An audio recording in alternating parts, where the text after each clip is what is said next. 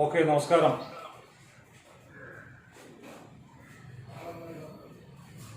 നമ്മുടെ പേപ്പർ ഒരു സാറ് തന്നെ പേപ്പറുകൾ കൂടുതൽ എടുക്കുമ്പോൾ ഇത് ഏത് പേപ്പറാണെന്നും നോട്ടുകൾ കിട്ടുമ്പോൾ അത് ഏത് പേപ്പറിലെ നോട്ടുകളാണ് എന്നും വ്യക്തമായി എഴുതണം. ഇല്ലെങ്കിൽ ആ പേപ്പറിലുള്ള പോയിന്റ് ഈ പേപ്പറിൽ എങ്ങനെ വന്നു എന്നൊക്കെ ഉള്ള കൺഫ്യൂഷനുകൾ ഉണ്ടാവും. അതുണ്ടാകാൻ പാടില്ല. അതുണ്ടായാൽ നമ്മൾ ആൻസർ എഴുതുമ്പോൾ മാറിപ്പോകും. അതുണ്ടാകാൻ പാടില്ല. കേരള ചരിത്രം ഏറെക്കുറെ ഞാൻ സിലബസ് തന്നിട്ടുണ്ട്. എല്ലാ പേപ്പറിന്റെയും സിലബസ് ഞാൻ തന്നിട്ടുണ്ട്. അപ്പൊ അത് ബേസ് ചെയ്ത് വേണം ആ നോട്ട് നിങ്ങൾക്ക് കിട്ടുമ്പോൾ അത് ഏത് പേപ്പറിലേക്കുള്ളത്. ഓരോ എസ്സേയിലും ഇന്ന പേപ്പർ എന്ന് കാണില്ല. ഉദാഹരണം റഷ്യൻ റവല്യൂഷൻ എന്ന് കേൾക്കുമ്പോൾ പെട്ടെന്ന് നിങ്ങൾക്ക് മനസ്സിൽ ഓടിയെത്തണം അത് ഇന്റർനാഷണൽ ഉള്ളതാണ്. ഇപ്പൊ മാർത്താണ്ഡവർമ്മയെന്നോ ധർമ്മരാജാവെന്നോ കേൾക്കുമ്പോ പെട്ടെന്ന് ഓടി വരണം കേരള ചരിത്രത്തിലുള്ളതാണ്. ഇന്ത്യയുടെ സ്വാതന്ത്ര്യ സമരവുമായി ബന്ധപ്പെട്ട പോയിന്റുകൾ വരുമ്പോൾ ഓർമ്മിച്ചു കൊള്ളണം അത് കൊളോണിയലിസത്തിലുള്ളതാണ്. അങ്ങനെ വേണം പേപ്പറിനെ ടാലി ചെയ്യാൻ. പിന്നെ ഗ്രാഫി പേപ്പർ സാറിൽ എടുക്കണം. അപ്പൊ അതുകൊണ്ട് തെറ്റത്തില്ല. പേപ്പർ മനസ്സിലാക്കണം. വേൾഡിന്റെ കാര്യങ്ങൾ എന്താണ്, വേൾഡിന്റെ കാര്യങ്ങൾ പഠിക്കുമ്പോൾ അത് ഇന്റർനാഷണലിലും, ഇന്ത്യയുടെ സ്വാതന്ത്ര്യ സമരങ്ങൾ പഠിക്കുമ്പോൾ അത് കൊളോണിയലിസത്തിലും, കേരളത്തിന്റെ ഭൂമിശാസ്ത്രം തൊട്ട് മലയാള ഭാഷയുടെ ഉയർച്ച എന്നറിയപ്പെടുന്ന അവസാനത്തെ പോയിന്റ് വരെ എത്തുമ്പോൾ അത് കേരള ചരിത്രവുമാണ്. സിലബസ് നോക്കി നോട്ടിന് ഏത് പേപ്പറിലേക്ക് എന്നുള്ളത് നിങ്ങൾ ആഡ് ചെയ്തോളണം. മനസ്സിലായല്ലോ? ഇപ്പൊ നമ്മൾ പഠിക്കാൻ പോകുന്നത് കൊളോണിയലിസത്തിലെ രണ്ടാമത്തെ എസ്സേ ആണ്. ഒരു എസ്സേ നമ്മൾ എടുത്തു എന്ന് ഞാൻ പറഞ്ഞു. നോട്ട് നിങ്ങൾക്ക് അയച്ചു തരും. 1887 ഒന്നാം സ്വാതന്ത്ര്യ സമരം, 1857 the first war of independence. അതാണ് സിപ്പായി മ്യൂട്ടണി എന്നും ഗ്രേറ്റ് റിവോൾട്ട് എന്നും ഒക്കെ നമ്മൾ പഠിച്ചതാ. ഒന്നാമത്തെ എസ്സേ. രണ്ടാമത്തെ ഏറ്റവും പ്രാധാന്യമുള്ള എസ്സേ നമ്മൾ പഠിക്കുന്നത്. ആക്ച്വലി വരേണ്ടത് 1888 ക്വീൻ വിക്ടോറിയാസ് പ്രൊക്ലമേഷൻ ആണ് രണ്ടാമത് വരേണ്ടത്. ആക്ടുകളെല്ലാം കൂടെ ചേർത്ത് പിന്നെ പഠിപ്പിക്കുന്നതാണെങ്കിൽ ഇപ്പോഴേ പഠിപ്പിച്ചാൽ നിങ്ങളുടെ മനസ്സിൽ ഇരിക്കില്ല. ആക്ടുകൾ അങ്ങനെ ഓരോരോ പോയിന്റുകളാണ്, പ്രൊവിഷനുകളാണ്. അത് നമുക്കെല്ലാം കൂടെ ചേർത്ത് ലാസ്റ്റ് സ്റ്റേജിൽ പഠിക്കാം. ഇവിടെ ഇപ്പൊ നമ്മൾ പഠിക്കുന്ന ഏറ്റവും പ്രാധാന്യമുള്ള ഒരു എസ്സേ. ഇത് ക്ലാസ്സിലാണ് ഞാൻ പഠിപ്പിച്ചെങ്കിൽ നിങ്ങളെ കൊണ്ട് തന്നെ ഞാൻ പറയിപ്പിച്ചനായിരുന്നു. അപ്പൊ നിങ്ങളെ നേരിട്ട് ഇങ്ങനെ പറയാൻ പറ്റാത്ത സാഹചര്യം ആയതുകൊണ്ടാണ് ഇങ്ങനെ എടുക്കുന്നത്. അതാണ് ആ ക്ലാസ്സും ഈ ക്ലാസ്സും തമ്മിലുള്ള വ്യത്യാസം. പക്ഷേ എന്താ ചെയ്യാ, കാലത്തിനൊത്ത് നമ്മൾ കുറച്ച് മാറിയില്ലെങ്കിൽ ഇതും നമുക്ക് പഠിക്കാൻ കിട്ടാത്തൊരവസരം വരും. അതുകൊണ്ടാണ് ഇങ്ങനെയുള്ള ക്ലാസ്സുകൾ തൽക്കാലം നമ്മൾ പോകട്ടെ. ഇപ്പൊ സെപ്റ്റംബറിലൊക്കെ മിക്കവാറും ചിലപ്പോൾ തുറക്കാനുള്ള സാധ്യതയൊക്കെ ഉണ്ടാവും. കേന്ദ്ര ഗവൺമെന്റ് അങ്ങനെ ആലോചിക്കുന്നുണ്ട്. എന്തായാലും നമ്മുടെ എസ്സേയുടെ പേര് റൈസ് ഓഫ് ഇന്ത്യൻ നാഷണാലിസം എന്നുള്ളതാണ്. Rice of Indian nationalism. അപ്പോ വാക്കർത്ഥം പഠിക്കണം. റൈസ് മീൻസ് ഉയർച്ച, ഓഫ് ഇന്ത്യൻ നാഷണാലിസം. നാഷണാലിസം എന്ന് വെച്ചാൽ ദേശീയത. ഇന്ത്യൻ ദേശീയതയുടെ ഉയർച്ചയ്ക്ക് കാരണമായ ഘടകങ്ങൾ എന്തെല്ലാം? ചോദ്യം മനസ്സിലായോ? ഇനി ഞാനൊരു 8 പോയിന്റ് തരും, 8 അല്ല 9 പോയിന്റ് തരും. ആ പോയിന്റ് എക്സ്പ്ലെയിൻ ചെയ്യുമ്പോൾ ഈ എസ്സേ തീരും. ആ പോയിന്റ് എക്സ്പ്ലെയിൻ ചെയ്യാൻ വളരെ ഈസിയാണ്. ആദ്യം ചോദ്യം മനസ്സിലാക്കണം. ചരിത്രം പഠിക്കുമ്പോൾ ഏറ്റവും പ്രാധാന്യത്തിൽ മനസ്സിലാക്കേണ്ടത് ക്വസ്റ്റ്യനും ക്വസ്റ്റ്യന്റെ അർത്ഥവും മനസ്സിലാക്കണം. എന്താ ക്വസ്റ്റ്യൻ?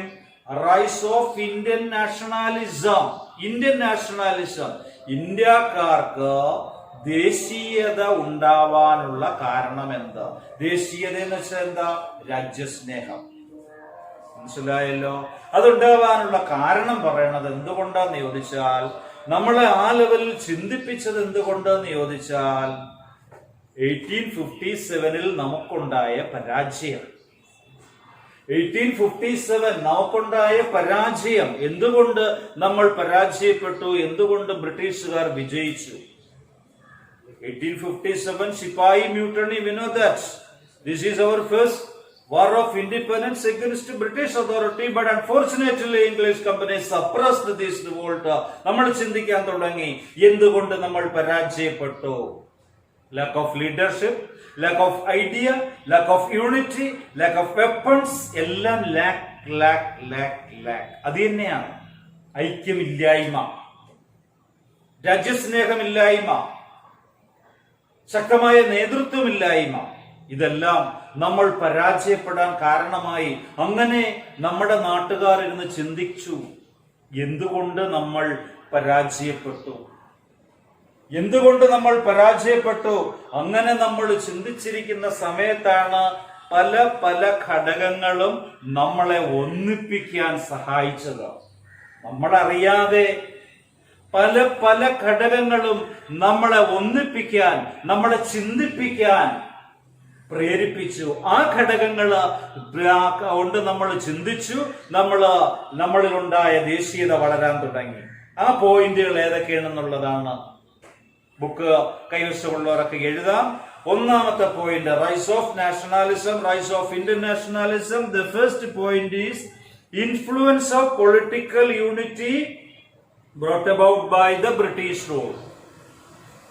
എന്താ ഞാൻ പറഞ്ഞേ? Influence of political unity brought about by the British rule. എന്താ Malayalam? Influence of political unity. രാഷ്ട്രീയമായി നമുക്കൊരു ഐക്യം ഉണ്ടാവാൻ സഹായിച്ചു. എന്താ സഹായിച്ചത്? ബ്രിട്ടീഷുകാരുടെ ഭരണം. ക്ലാസ്സിലായിരുന്നുവെങ്കിൽ നിങ്ങളെ കൊണ്ടിപ്പോ ഞാൻ എണിപ്പിച്ച് പറയിപ്പിച്ചനായിരുന്നു. നിങ്ങൾക്ക് എന്ത് മനസ്സിലായി?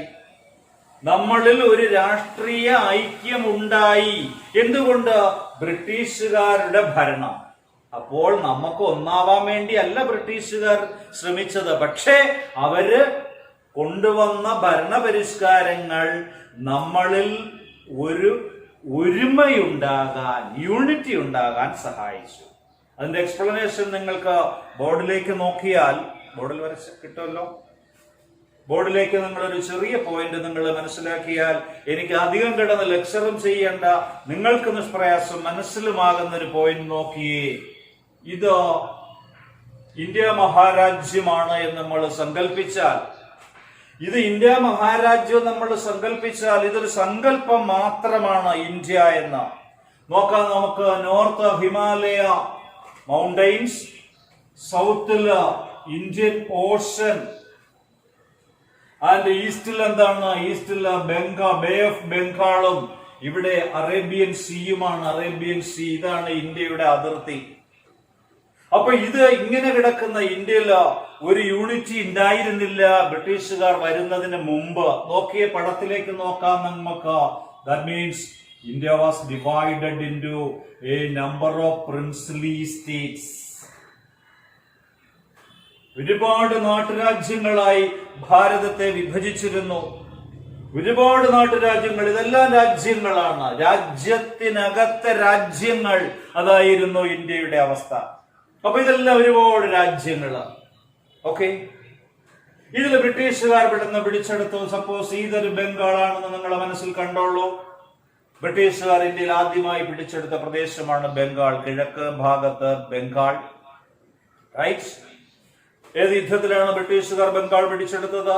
The first time English company occupied Bengal territory after Plassey and Bexar war. Plassey and Bexar. 1757 Battle of Plassey, 1764 Battle of Bexar. Robert Clive or English authorities they annexed Bengal. Right? Bengal പിടിച്ചെടുത്തു. ബംഗാൾ പിടിച്ചെടുത്തിട്ട് അടുത്ത ശ്രമം നോക്കിക്കൊള്ളൂ. ഇന്ത്യക്കാരുടെ അന്ന് ഐക്യമില്ല. India എന്ന് പറയുന്നത് പരസ്പരം യുദ്ധം ചെയ്തുകൊണ്ടിരിക്കുന്ന പതിനായിരക്കണക്കിന് നാട്ടുരാജ്യങ്ങളാണ്.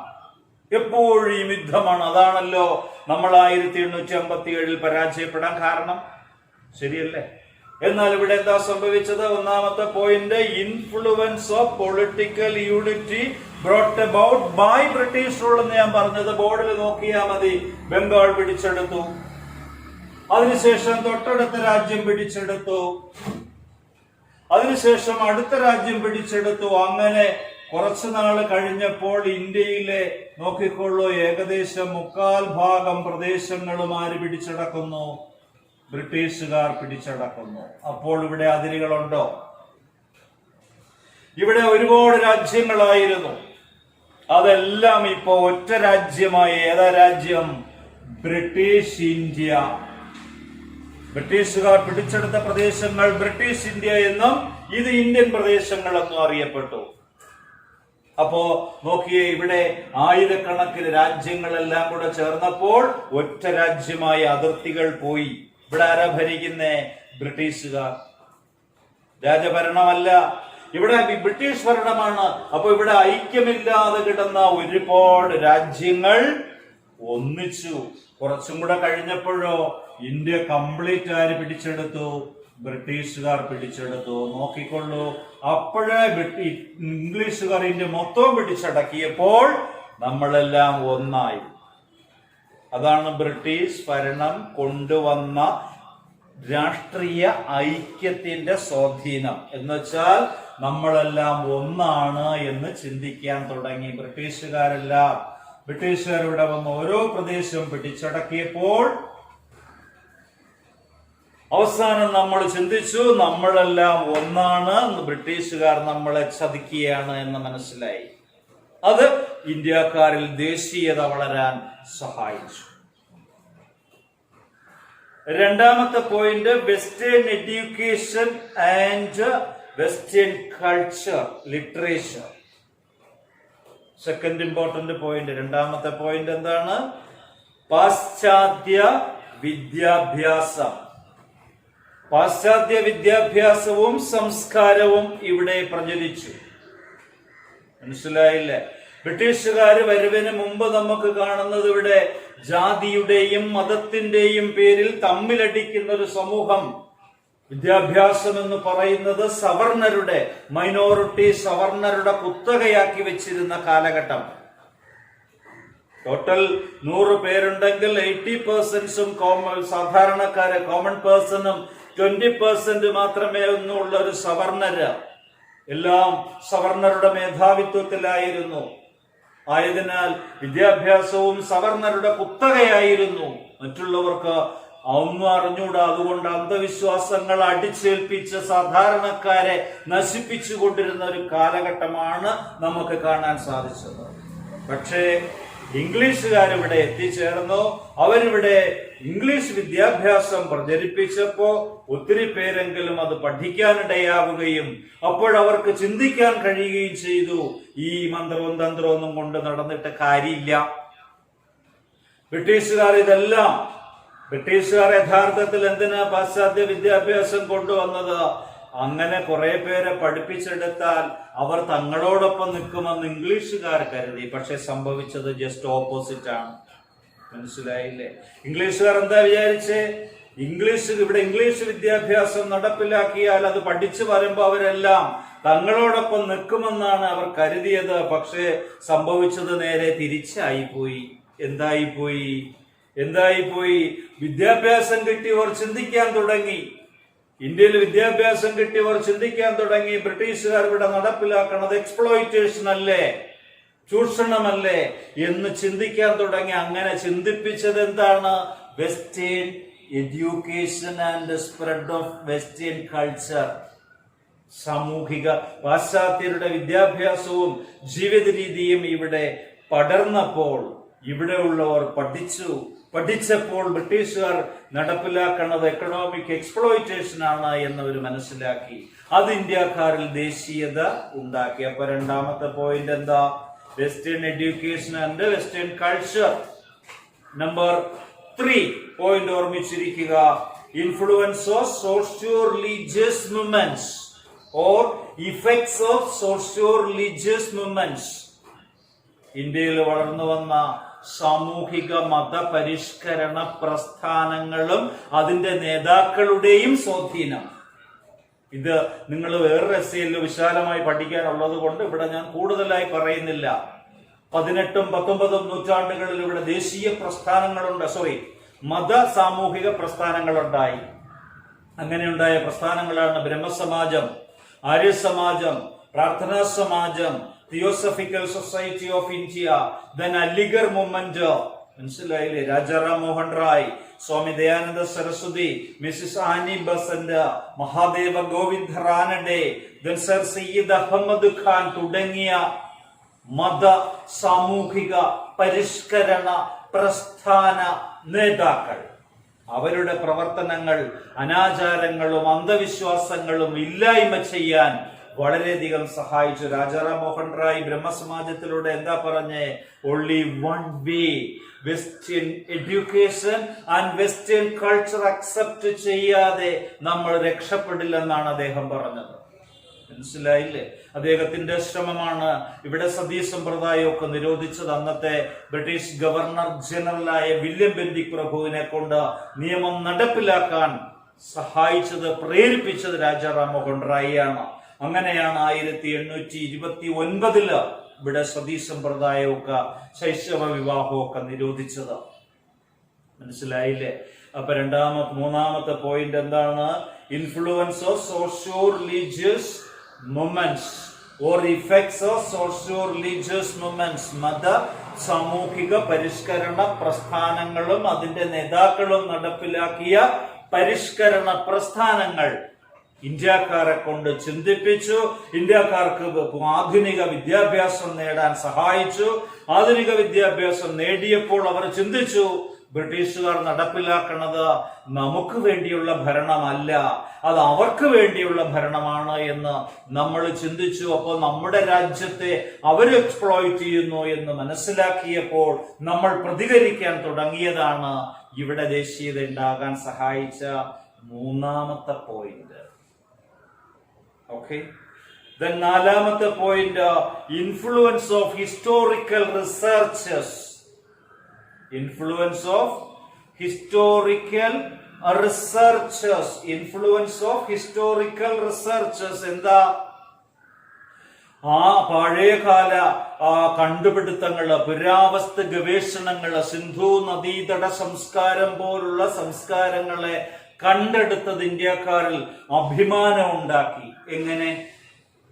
എങ്ങനെ ഇൻഡസ് വാലി സിവിലൈസേഷൻ യഥാർത്ഥത്തിൽ എക്സ്കവേഷൻ നടത്തിയതിൽ മുൻപന്തിയിൽ നിന്നത്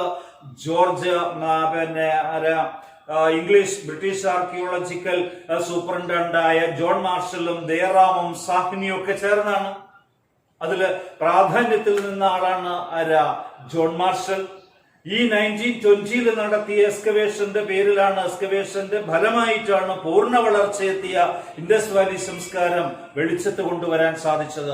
അപ്പൊ ഭാരതീയരായ നമ്മൾ അഭിമാനിച്ചു. എന്താ അഭിമാനിച്ചത്? ഇൻഡസ് വാലിയിലെ ജനങ്ങൾ പരിഷ്കൃതരായിരുന്നു. മനസ്സിലായില്ലേ? ഇൻഡസ് വാലിയിലെ ജനങ്ങൾ അപരിഷ്കൃതരല്ല, അവര് പരിഷ്കൃതരായിരുന്നു. അപ്പൊ നമ്മൾ ചിന്തിച്ചു, എന്താ ചിന്തിച്ചത്? നമ്മൾ പുത്തൻ പണക്കാരല്ല. ഇന്ത്യക്കാർ എന്ന് പറയുന്നത് പുത്തൻ പണക്കാരല്ല, പഴയ പണക്കാരാണ്. ട്രഡിഷൻ, പാരമ്പര്യമുള്ളവരാണ്. ശക്തമായ ബുദ്ധിജീവികളുടെ പാരമ്പര്യമുള്ളതാണ് ഭാരതം. ആ ഭാരതത്തെ നമ്മൾ അന്ധവിശ്വാസികളാണെന്ന് പറഞ്ഞ് ബ്രിട്ടീഷുകാർ വന്ന് അടിച്ചമർത്തിയത് ശരിയല്ല.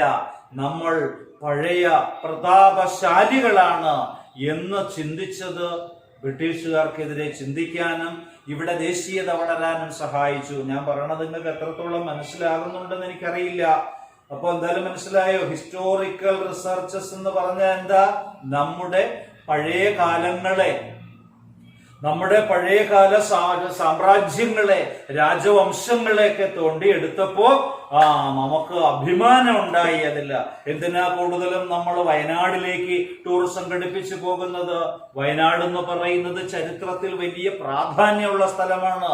നമ്മുടെ പഴശ്ശി രാജാവിന്റെ നാടാണ്. മനസ്സിലായില്ലേ? അങ്ങനെ ചരിത്രപരമായ ഒരുപാട് സംഭവങ്ങൾക്ക് സാക്ഷ്യം വഹിക്കുന്ന സ്ഥലമാണ്. അത് കാണാനും മനസ്സിലാക്കാനുമാണ് നമ്മൾ കൂടുതലും സഞ്ചരിക്കുന്നത്. ധാരാളം ജൈന മത ക്ഷേത്രങ്ങളുള്ള സ്ഥലമാണ് വയനാട് എന്ന് മനസ്സിലാക്കണം. അപ്പൊ അതുപോലെ എന്താ ഇവിടെ പറയാ? ഹിസ്റ്റോറിക്കൽ റിസർച്ചേഴ്സ് പഴയകാല ചരിത്രങ്ങളെ തോണ്ടിപ്പറക്കി എടുത്തപ്പോൾ നമുക്കതിൽ അഭിമാനം ഉണ്ടായി. നമ്മൾ നമ്മൾ പാരമ്പര്യമുള്ളവരാണ്. ബ്രിട്ടീഷുകാർക്ക് ആധുനികത ഉണ്ടാകുന്നതിനേക്കാളും വർഷങ്ങൾക്ക് മുമ്പ് തന്നെ സാംസ്കാരിക സമ്പത്തിന് ഉടമകളായിരുന്നു നമ്മൾ എന്ന് ചിന്തിക്കാൻ ശ്രമിച്ചത് നമ്മളിൽ എന്തുണ്ടായി? ദേശീയതയുണ്ടായി. അടുത്ത അഞ്ചാമത്തെ പോയിന്റ് എന്ന് പറയുന്നത് British imperialism and economic crisis. അഞ്ചാമത്തെ point British imperialism and economic crisis. മനസ്സിലായില്ലേ? ഇംപീരിയലിസം മീൻസ് സ്വേച്ഛാധിപത്യം. മനസ്സിലായില്ലേ? കൊളോണിയലിസം, ബ്രിട്ടീഷുകാരുടെ കൊളോണിയലിസം പോളിസി, മറ്റുള്ള രാജ്യങ്ങളെ കോളനിയാക്കി വെച്ചിട്ട് അവിടുത്തെ വെൽത്ത് കൊള്ളയടിക്കുക എന്നുള്ള ഡ്യൂട്ടി മാത്രമായിരുന്നു ഇംഗ്ലീഷുകാർക്കുള്ളത്. ദാറ്റ് മീൻസ് മെർക്കന്റലിസ്റ്റ് പോളിസിയാണ് ഇംഗ്ലീഷുകാർ അഡോപ്റ്റ് ചെയ്ത് 1857 സാമ്പത്തിക കാരണത്തിൽ ഞാൻ കൂടുതൽ പറഞ്ഞായിരുന്നു. മെർക്കന്റലിസ്റ്റ് പോളിസി എന്താണ്? Exporting raw materials, importing produced goods through that business to obtain maximum profit. അതാണ് മെർക്കന്റലിസം. ബ്രിട്ടീഷുകാരുടെ പോളിസി അതായിരുന്നു. അങ്ങനെ ക്രൂരമായ സാമ്പത്തിക എക്സ്പ്ലോയിറ്റേഷൻ നടപടികൾ സ്വീകരിച്ചത് ഇന്ത്യക്കാരിൽ കടുത്ത സാമ്പത്തിക പ്രതിസന്ധി ഉണ്ടാക്കി.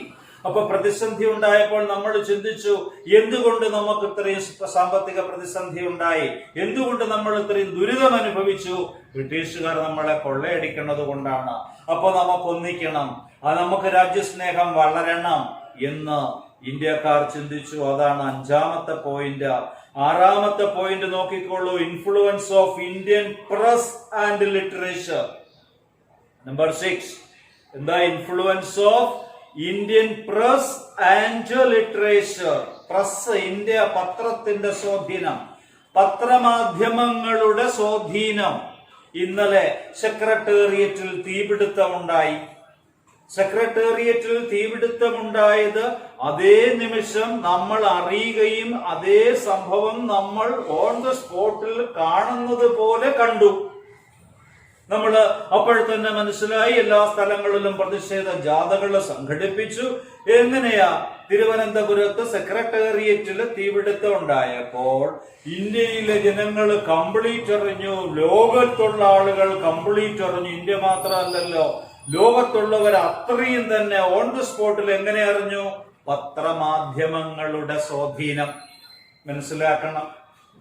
മനസ്സിലായല്ലോ? രാവിലെ നമ്മൾ പൈസ കൊടുത്ത് മേടിക്കുന്ന പത്രത്തിന് ഉച്ചയായാൽ 5 രൂപ പോലും കിട്ടില്ല. അപ്പൊ അതിന്റെ വില എന്താണ്? ന്യൂസിനാണ്. മനസ്സിലായല്ലോ? ഓരോ സ്ഥലത്ത് നടക്കുന്ന കാര്യങ്ങൾ ഓൺ ദ സ്പോട്ടിൽ നമ്മൾ അറിയുമ്പോൾ നമുക്കുണ്ടാകുന്ന ആ ഒരു വികാരം. ഇന്നലെ എല്ലാ സ്ഥലങ്ങളിലും പല സ്ഥലങ്ങളിലും ഒക്കെ തന്നെ നമ്മൾ പല പാർട്ടിക്കാരും പ്രതിഷേധങ്ങൾ സംഘടിപ്പിച്ചു. എങ്ങനെ അവരറിഞ്ഞു? പത്രമാധ്യമങ്ങളിലൂടെ, മറ്റു വാർത്താവിനിമയ സംവിധാനങ്ങളിലൂടെ അവരറിഞ്ഞു. അതുകൊണ്ടാണ് എല്ലാ സ്ഥലത്തും അവർ ഒരേ സമയം പ്രതിഷേധ ജാഥകൾ സംഘടിപ്പിച്ചത്. അതുപോലെ ഇന്ത്യയിൽ പത്രമാധ്യമങ്ങൾ വന്നപ്പോൾ ബ്രിട്ടീഷുകാർ നടപ്പിലാക്കണ സാമ്പത്തിക ചൂഷണമായാലും അടിച്ചമർത്തലായാലും ഓൺ ദ സ്പോട്ടിൽ തന്നെ ഇന്ത്യയിൽ എല്ലാ ജനങ്ങൾക്കും അറിയുവാനുള്ള അവസരം കിട്ടി. അല്ലെങ്കിൽ ആരും അറിയില്ല. പത്രമാധ്യമങ്ങളെ അടിച്ചമർത്തി വെച്ചാൽ ലോകത്തൊരു ന്യൂസും പുറത്തു വരില്ല, രാജ്യത്തൊരു ന്യൂസും പുറത്തു വരത്തില്ല. മനസ്സിലായില്ലേ?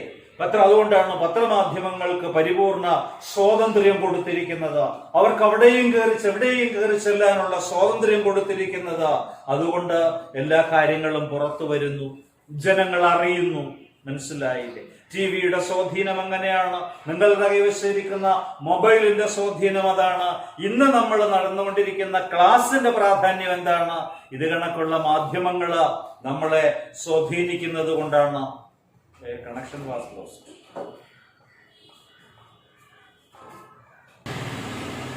Influence of Indian press and literature ആണ് നമ്മൾ പറഞ്ഞുകൊണ്ടിരുന്നത്. Number 6 point. Number 7. Number 7, racial arrogance and oppression. അതൊരു ഇമ്പോർട്ടന്റ് പോയിന്റ്. അതിനു വേണ്ടിയാണ് rise of Indian nationalism. Number 7 point is racial arrogance and oppression. വർഗ വിദ്വേഷങ്ങളും പീഡനങ്ങളും. വർണ്ണവർഗ വിദ്വേഷങ്ങളും പീഡനങ്ങളും ഇംഗ്ലീഷുകാർ ഇവിടെ വന്നിടം തൊട്ട് നടപ്പിലാക്കിയ പോളിസികളാണ്. ഇന്ത്യക്കാർ കറുത്തവർഗക്കാരാണെന്നുള്ള രീതിയിൽ അവരെ അടിച്ചമർത്തുക. നമുക്കറിയാലോ ഗാന്ധി, മറ്റൊരു തുടർന്ന് വരുന്ന എസ്സേകൾ നമുക്ക് പഠിക്കാനുണ്ട്. ഗാന്ധി സൗത്ത് ആഫ്രിക്കയിൽ പോയി സമരം ചെയ്തതൊക്കെ നമുക്ക് പഠിക്കാനുണ്ട്. അപ്പൊ ബ്രിട്ടീഷുകാരുടെ വർഗ വിദ്വേഷം, ക്രൂരമായ അടിച്ചമർത്തൽ, അതാണ് racial arrogance and oppression. And next point, number 8, reactionary policies of the British. Reactionary policies of the British. ബ്രിട്ടീഷുകാരുടെ ധിക്കാരപരമായ സമീപനം. ബ്രിട്ടീഷുകാരുടെ ധിക്കാരപരമായ സമീപനം. അത് നിങ്ങൾക്ക് എന്ത് വേണമെങ്കിലും എഴുതാം. ബ്രിട്ടീഷുകാർ ഇന്ത്യയിൽ എന്തേ നടപ്പിലാക്കിയിട്ടുള്ളൂ? ധിക്കാരപരമായ പരിഷ്കാരങ്ങൾ മാത്രമേ നടപ്പിലാക്കിയിട്ടുള്ളൂ. ഇക്കണോമിക് എക്സ്പ്ലോയിറ്റേഷൻ ആയാലും ഇമ്പീരിയലിസം ആയാലും ഏത് അഡ്മിനിസ്ട്രേഷൻ എടുത്താലും അത് ഈ പോയിന്റിലേക്ക് നമുക്ക് എഴുതി ചേർക്കാം. പ്രത്യേകിച്ച് വേറൊന്നും കൂടെ പറയുന്നുണ്ട്. ICS പരീക്ഷ എഴുതാനുള്ള ഇന്ത്യക്കാരുടെ പ്രായം ബ്രിട്ടീഷുകാർ വെട്ടിക്കുറച്ചു. ഏറ്റവും പ്രധാനപ്പെട്ട ഒരു പോയിന്റാണ്. അവരുടെ അവസരം നഷ്ടപ്പെടുത്താൻ വേണ്ടിയാണ് ഇന്ത്യൻ സിവിൽ സർവീസ് പരീക്ഷ എഴുതാനുള്ള ഇന്ത്യക്കാരുടെ പ്രായം കുറച്ചു. അതേപോലെ തന്നെ ഇന്ത്യയിൽ ഭരിക്കാമെന്ന വൈസ്രോയിമാരില്ല ഒരു വൈസ്രോയി ആയിരുന്നു Lord Lytton. He was an unpopular viceroy. ഇന്ത്യക്കാർക്ക് ജനസമ്മതിയില്ലാതെ പോയ ഒരു വൈസ്രോയിയാണ് ലോർഡ് ലിട്ടൺ. അദ്ദേഹത്തിന്റെ വെർണാക്കുലർ പ്രസ് ആക്ട്, മനസ്സിലായില്ലേ, പ്രാദേശിക ഭാഷാ പത്ര നിയമത്തിന് ഏർപ്പെടുത്തിയ വിലക്ക് ഒന്നാമത്തെ പോയിന്റാണ്. ലിട്ടൺ പൗർവിനെ എല്ലാവരും വെറുക്കാൻ ഈ വികാരപരമായ സമീപനത്തിന്റെ ഏറ്റവും പ്രധാനപ്പെട്ട പോയിന്റാണ് പത്രനിയമം. അതായത് പത്രനിയമം കൊണ്ടുവന്ന് ഇന്ത്യൻ പത്രങ്ങളെ അടിച്ചമർത്തി വെർണാക്കുലർ പ്രസ് ആക്ടിലൂടെ. അതുപോലെ തന്നെ ഇവിടെ ഇന്ത്യയിൽ ഒരുപാട് ദുരിതങ്ങളും ദുരന്തങ്ങളും ഫിനാൻഷ്യൽ ക്രൈസിസുകളും നേരിടുന്ന സമയത്താണ് ഡൽഹി ദർബാർ സംഘടിപ്പിച്ചത്. വിക്ടോറിയ രാജ്ഞിയുടെ ഇന്ത്യ സന്ദർശനവുമായി ബന്ധപ്പെട്ട് ലക്ഷക്കണക്കിന് രൂപ ചെലവഴിച്ചുകൊണ്ട് ദർബാർ സംഘടിപ്പിച്ചു. എപ്പോഴാ? ഇന്ത്യക്കാർ ഇവിടെ സാമ്പത്തിക പ്രതിസന്ധി കൊണ്ട് പൊറുതിമുട്ടുമ്പോ ഇവിടെ പകർച്ചവ്യാധി പടർന്നു പിടിച്ചു. പ്ലേഗ് പോലുള്ള പകർച്ചവ്യാധികൾ പടർന്നു പിടിച്ച് നൂറുകണക്കിന് ആളുകൾ മരണപ്പെട്ടുകൊണ്ടിരിക്കുന്ന, ദാരിദ്ര്യം അനുഭവിച്ചുകൊണ്ടിരിക്കുന്ന, ബുദ്ധിമുട്ട് അനുഭവിച്ചുകൊണ്ടിരിക്കുന്ന സമയത്താണ് ലക്ഷക്കണക്കിന് രൂപ ചെലവഴിച്ച് എന്ത് സംഘടിപ്പിച്ചത്?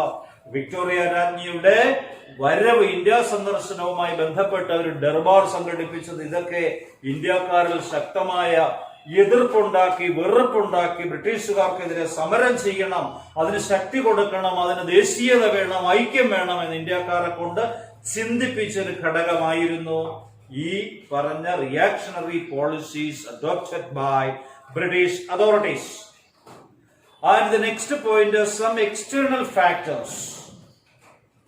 Some external factors also deeply influence for the rise of Indian nationalism. വിദേശത്തുണ്ടായ പല സംഭവങ്ങളും, വിദേശ രാജ്യങ്ങളിലുണ്ടായ പല സംഭവങ്ങളും, അതാണ് വൈദേശിക കാരണങ്ങൾ. അതിൽ പറയുന്ന 1861 unification of Italy, 1817 unification of Germany, then 1905 Russo Japanese war. ഇതെല്ലാം പ്രധാനപ്പെട്ട ഘടകങ്ങളായിരുന്നു. ഒന്നും കൂടെ ആലോചിച്ച് നോക്കി. 1861 യൂണിഫിക്കേഷൻ ഓഫ് ഇറ്റലി, ഛിന്ന ഭിന്നമായി കിടന്ന ഇറ്റലി ഒന്നിച്ചു, ഒറ്റ രാജ്യമായി.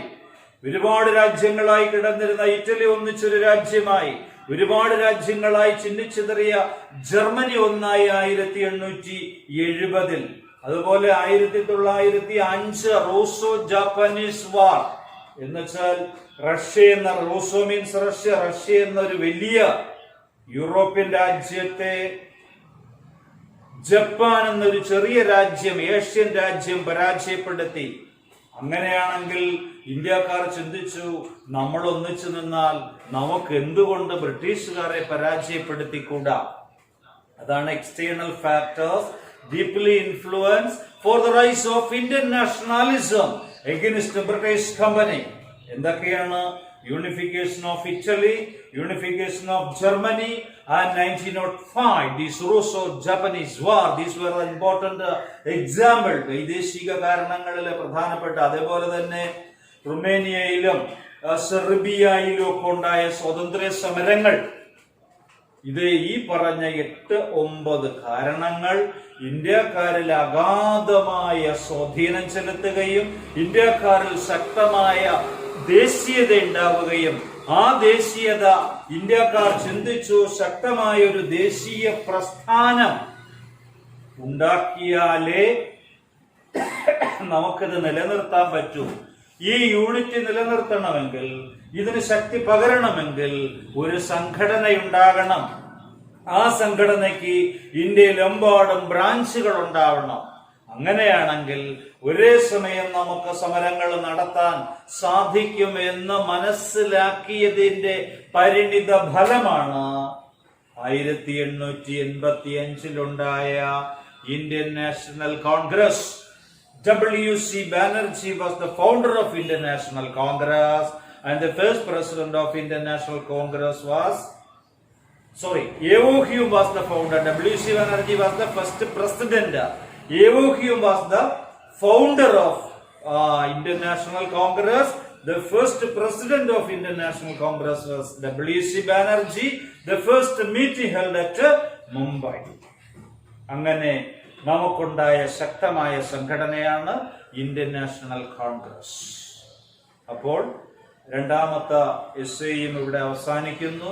ഒന്നാമത്തെ എസ്സേ എന്ന് പറയുന്നത് 1857 വിപ്ലവം. രണ്ടാമത്തെ essay rise of Indian nationalism. 2 essay complete ആയിട്ടുണ്ട്. 2 എസ്സേയുടെ നോട്ടും ഞാൻ കൊടുത്തിട്ടുണ്ട്, നിങ്ങളിൽ എത്തിച്ചു. Okay, by.